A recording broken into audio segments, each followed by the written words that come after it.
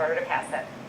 It's no time to be playing games with people's bills, especially the budget bill. The Democrats are not interested in bipartisan support on what we should be doing with taxes. Lawmakers have been at odds with Governor Bruce Rauner for 2 years over this budget, and unless there is an agreement by Wednesday, it could become 3 years. If they miss Wednesday's deadline, lawmakers will need 2/3 of the legislature to approve a budget. Meantime, President Trump is back in the United States this Memorial Day, facing questions about his budget and new developments in the Russia investigation. NBC's Tracy Potts has more. For the first time since inauguration, President Trump places a wreath at Arlington National Cemetery.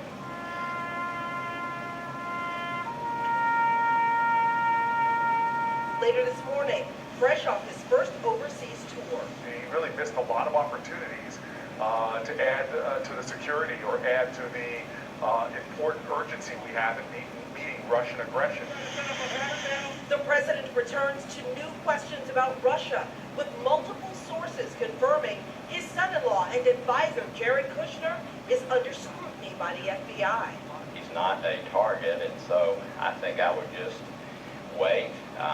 Sounds like he's more than glad to talk about all of these things. According to the Washington Post, Kushner tried to set up back-channel communication with Russia. I don't see any big issue here relative to Jared. There ought to be a review of his security clearance to find out whether he was truthful. The Trump administration is also chasing another leak, intelligence about the Manchester bombing. I think it is darn close to treason.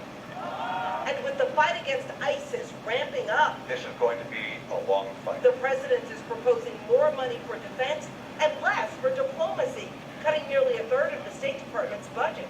Destroying soft power does not make us safer. President Trump tweets his budget promises big benefits for all.